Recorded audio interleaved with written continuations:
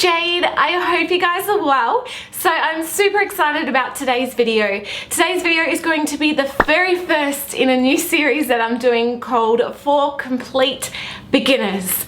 So basically these types of videos are going to be on the long side, but they're going to be very information rich, basically packed with everything I can tell you on that certain subject. So for this first video, we're going to be talking about foundation. Not just how to apply foundation, because honestly there are 1,000 YouTube tutorials out there on how to apply foundation, but I really want to go in depth about foundation, how to pick the right shade for you, underlying pigments in the skin, the different types of foundation that are on the market, the different finishes of foundation, as well as the different textures of foundation.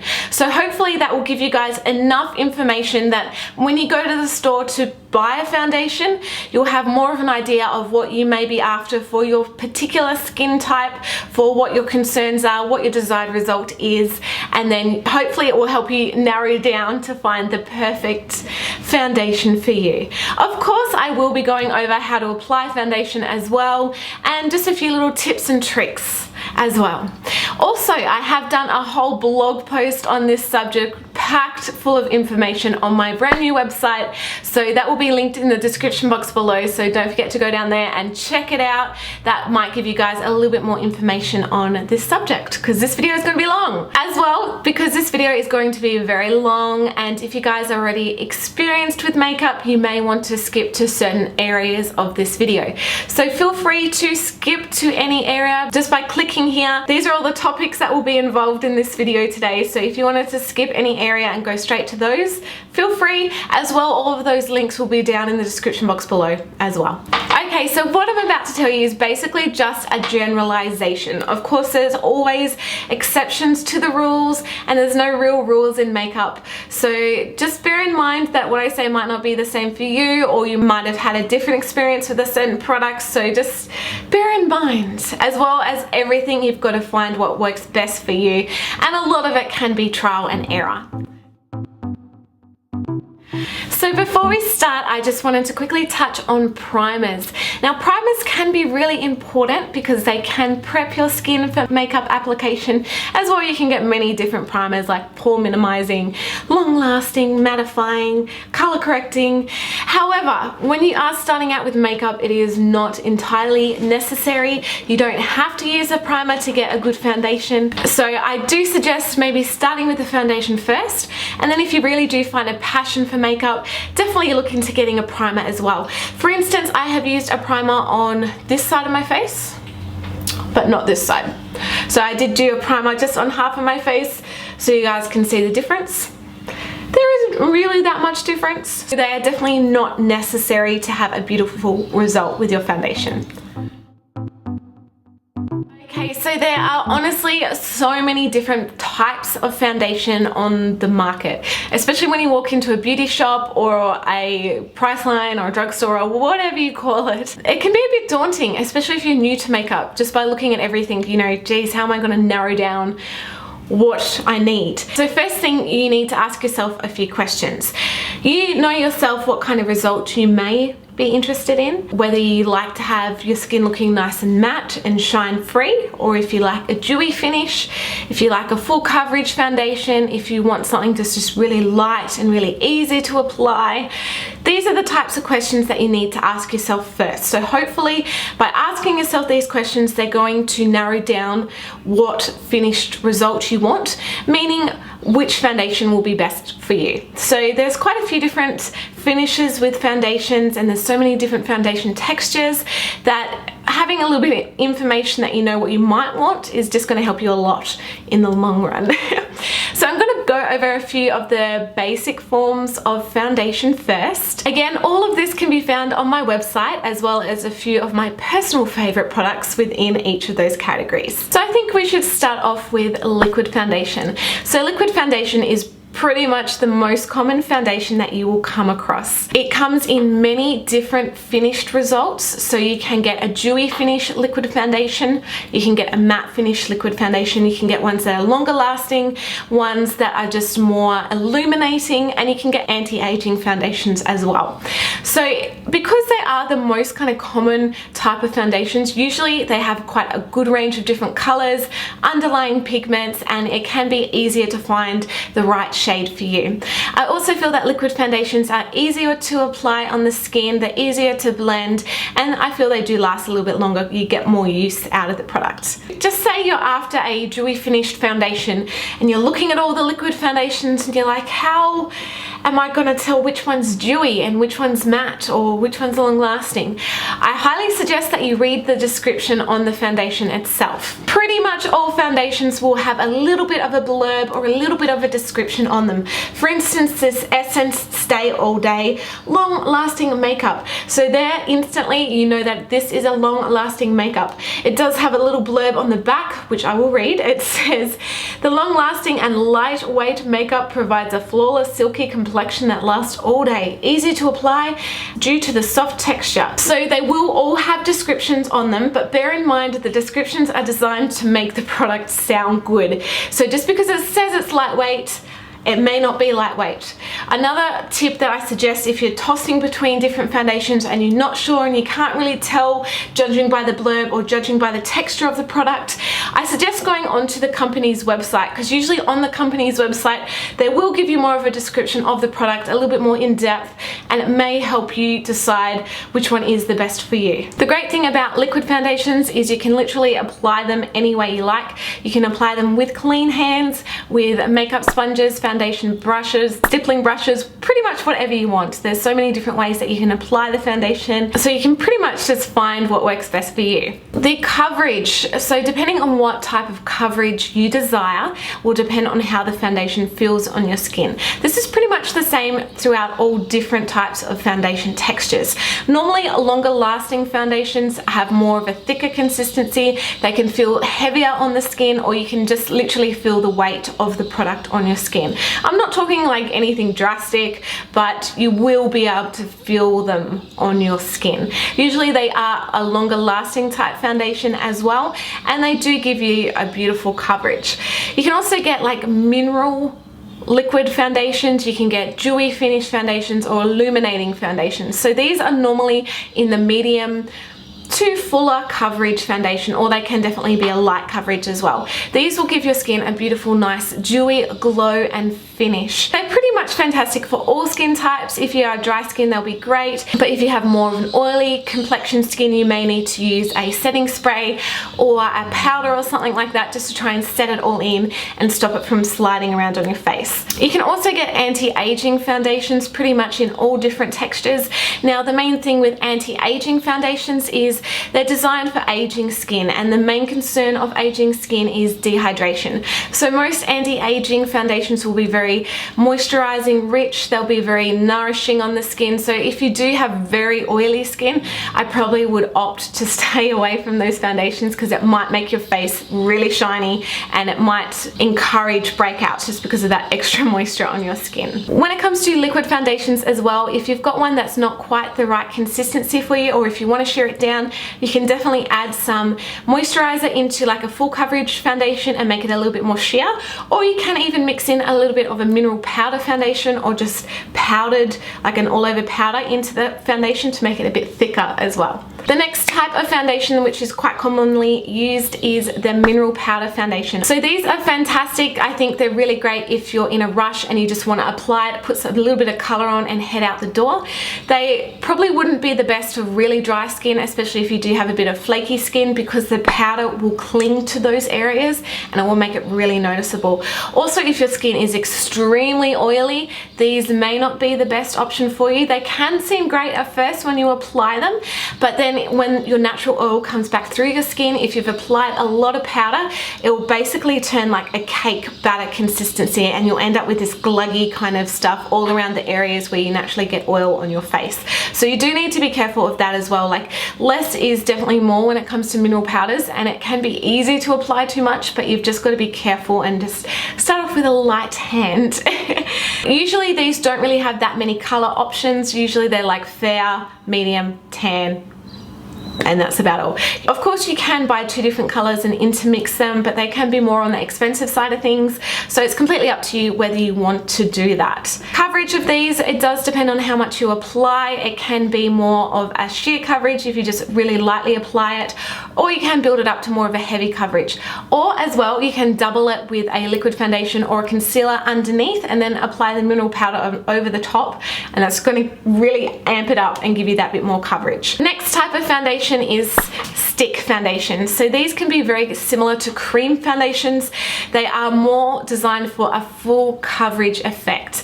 I feel that these foundations, you kind of either love them or hate them. They don't really offer you much variety, as most of them are quite thick, quite creamy products. They can be a little bit harder to blend, and they are definitely full coverage, so they can be harder to sheer out on your face. So unless you like the feel of foundation on your skin, I probably would tend to steer away from these foundations. As well, the color options, you don't really have that much to choose from, and as I said, application can be that little bit trickier. Application of these, you really need to be careful. So many people can just grab the stick and just apply it straight on their face, but if you have any type of dirt or grime or bacteria or whatever on your face at the time, which is most likely you do, you're basically going to be transferring that all to the stick, and then you're going to put it back in its container, and it's just going to be like a cesspool of germs for next time you apply it. So you need to be careful with those types of foundations, that you are either applying it onto like a palette or something first, or you're like scraping a little bit off and just using that, because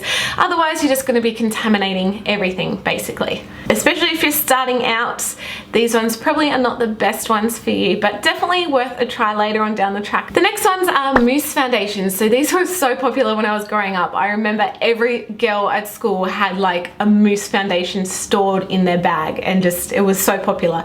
These mousse type foundations are mainly designed for matte skin. They do dry with like a powdery kind of finish on your skin, so if you do have extremely dry skin, these may not be the best option for you, as they may dry your skin out. I do feel as well they're kind of similar to the mineral powder foundations, that if you apply too much they will go cakey, and they can get that kind of cake batter consistency if your skin is really oily. So you just need to be careful with how much you apply. Application, I feel with these, it's best to use a spatula or something to grab the product out of the jar, because most of them are in little jars, because I feel if you're constantly dipping your fingers into the same product or your brush into the same product, it can cause cross-contamination. So you need to be careful that you're not going to spread germs all throughout your foundation container. The coverage of these are probably more medium to fuller coverage depending on how much you use. Alright, I've got basically 2 more foundations that I'm going to cover. As I said, I do have more on my blog post, but this video is going to be long enough as it is already. The next type of foundations that you can get are like the spray form foundations. Now these do give your skin a beautiful luminescent glow. I do, however, feel that these are more best suited at people that already have quite smooth skin, as they can emphasize some of the lumps and bumps on your skin. You can buy these types of sprays in a can, or there is the professional kind of airbrushing foundation which you can get as well. So they are quite different from each other. I wouldn't probably compare them in the same thing, because they are quite different. You need to make sure that with those types of foundations that you're blending them in really well, because it's an aerosol. If you spray it directly on your face and don't blend it in, it's going to emphasize all your little peach fuzz and little hairs all over your face. So you just need to make sure that you're blending it in well enough.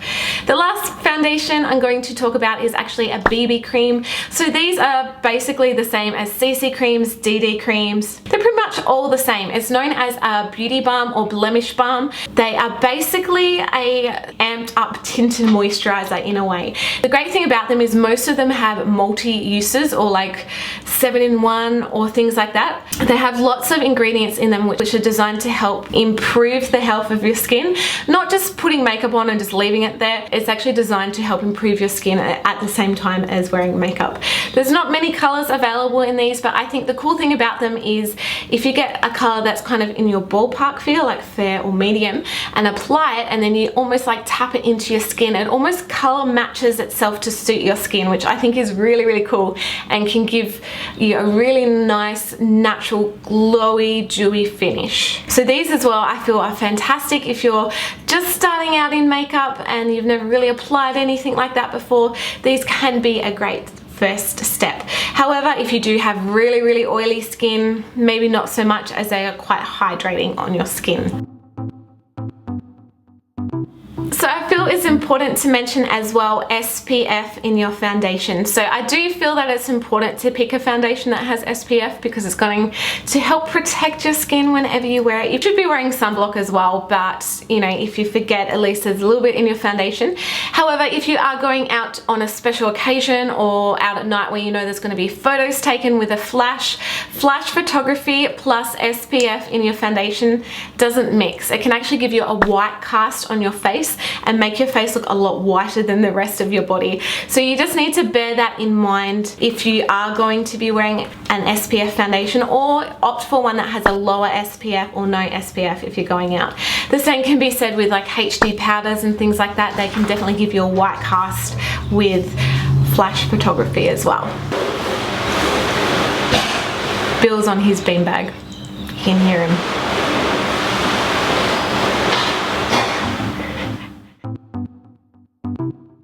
So now comes the fun part, picking the right foundation for you.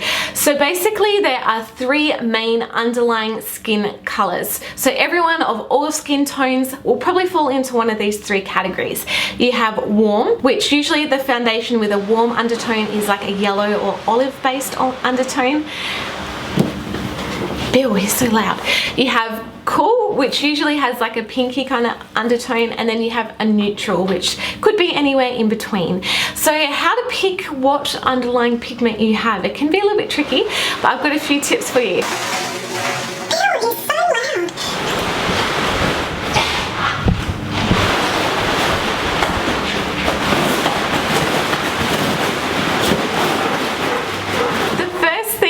I would say is have a look at your veins. Now, do your veins look blue under your skin, or do they look green, or is it kind of hard to tell? If they look blue, I would say that you're more of a cool toned skin. If they look more green, that could be the yellow kind of undertones in your skin mixing with the blue veins, making them look green. Or if you can't really tell, you could possibly be a neutral skin tone. Another way to tell is, do you burn easily in the sun, or do you tan easily? If you tan more easily than burn, you are a warmer skin tone. If you burn more easily than tan, you're probably a cooler skin tone. Another thing as well could be jewelry. Do you prefer gold or silver jewelry? Does one color suit your skin tone better? If it's silver, then you're cool toned. If it's gold, then it's warm toned. Of course, these are just generalizations, but hopefully that could help you narrow down what underlying skin tone you have. As well, this is a perfect tip for red lipstick, working out whether you go for a blue based red or a orange based red. So when it comes to matching your foundation, I know a lot of people get taught to match their foundation like on the side of their jawline here, which can be all well and good, but the most important thing with matching your foundation is that your face matches the rest of your body. If your face is looking really dark or light compared to your neck, it's gonna look like you're wearing a mask. So if your skin naturally is a lot tanner or a lot lighter compared to your face, I suggest that you color match your foundation to your chest or to your neck. That way, when you apply it, you're all gonna blend in and seem more seamless.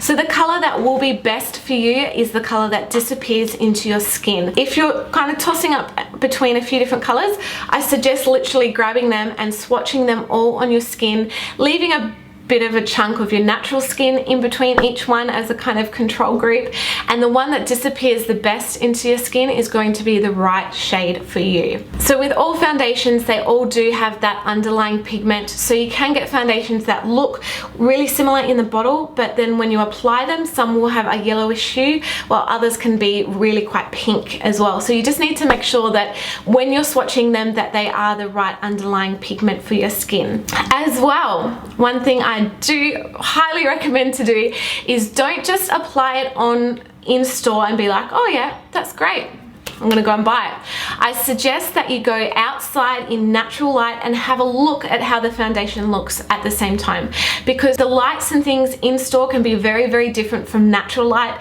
Same as lights that I have in my room here can be different from natural light. So you need to make sure that it's looking good in pretty much all lights and that you're happy with how it looks, not just inside but outside as well, because it can actually vary a lot. So I highly recommend that you don't just swatch it in store, that you actually go outside and have a bit of a look as well. Another thing you can do if you're not really sure if it's going to be the right foundation, whether you'll like the feel of it or not, is you can always ask for samples. That way you can apply it yourself at home, see how it lasts throughout the day, see if it oxidizes on your skin or if it's, you know, going to be the right match for you. So definitely samples are a great way to go as well, especially if you're considering spending a decent amount of money on a foundation. Another important thing to remember when it comes to matching your foundation is that your skin tone can change throughout the year. So obviously in summer you can be more tan as compared to what you are in winter. As well, if you do fake tan as well, that is going to change the color of your skin. So you may need to have a few different foundations on the go that you can intermix to try and custom make the best color for you no matter what season you're in. So oxidizing, you guys are probably wondering what that is. That is where a foundation, like the chemicals in a foundation, can react with the oils on your skin or basically the air or environment. It can just be the foundation or it can be because it's old or out of date, but basically what happens is it will turn darker on your skin throughout your wear and it will go almost an orangey kind of color. So it may seem perfect, the perfect match when you apply it, and then an hour goes on and you're looking kind of orange. That is oxidizing. So unfortunately there's not really much you can do. You can always opt for a lighter shade, but I would probably suggest trying a different style of foundation or a different foundation in the same range.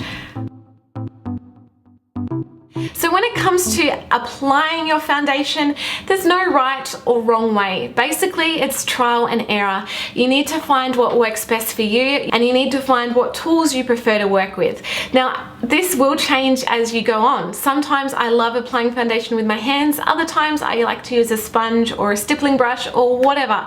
So there's no real one size fits all type of thing. You need to find what the best thing is for you.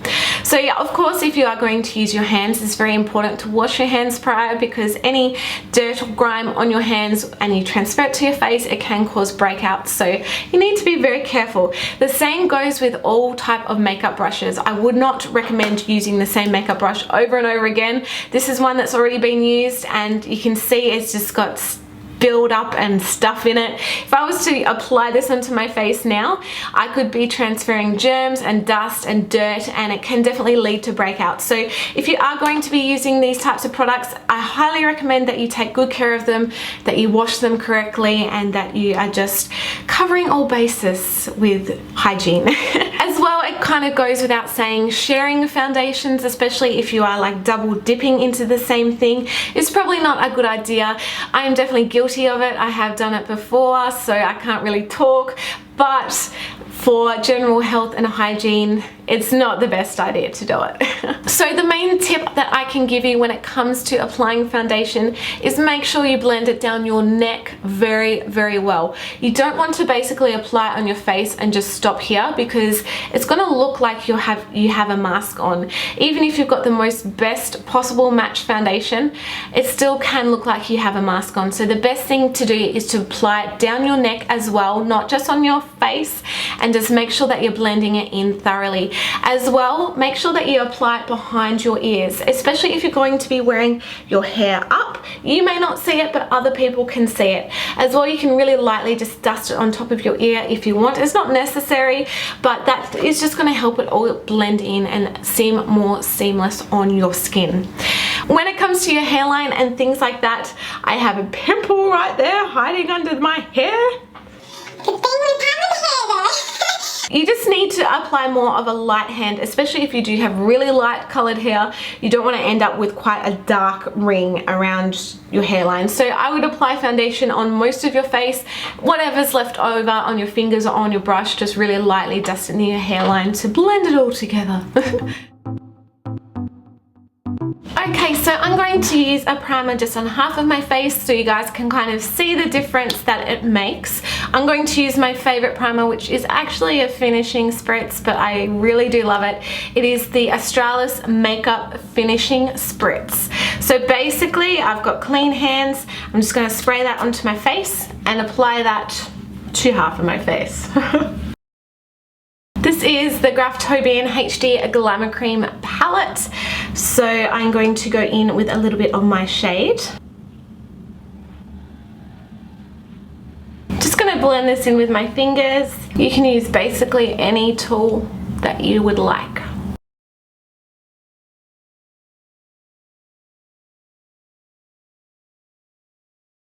Drag that foundation down your neck as well. Make sure you get behind your ear to help it look all seamless. As well, if you want, you can really lightly just brush it over the top of your ear. I now have a sponge, and this is 100% wet. I've just dipped it in water, under running water, squeezed out the excess, and I'm just gonna lightly just pat this all over my foundation. You can see I haven't dipped this in any foundation, but just like the excess here, it just helps to blur and blend out any areas. So you definitely don't need one of these. This is just how I've been liking doing my foundation recently, and as well, my foundation routine does change, so I just kind of go with what I'm liking at the time. So you definitely don't have to stick to the one routine. You can swap it up, try different brushes, use your hands, use blenders, whatever you like and whatever you find works best for you. When it comes to concealing and covering dark circles and things like that, I will definitely be doing a whole For Complete Beginners video on concealing and covering blemishes, because I feel that if I try and include it in this video, it's going to be far too long.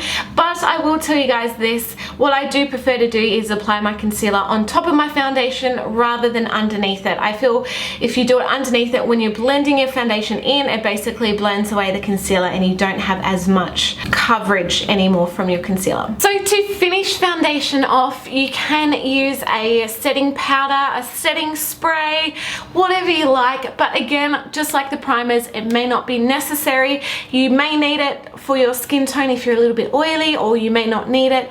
It's just completely up to you and completely up to what finished result that you're after.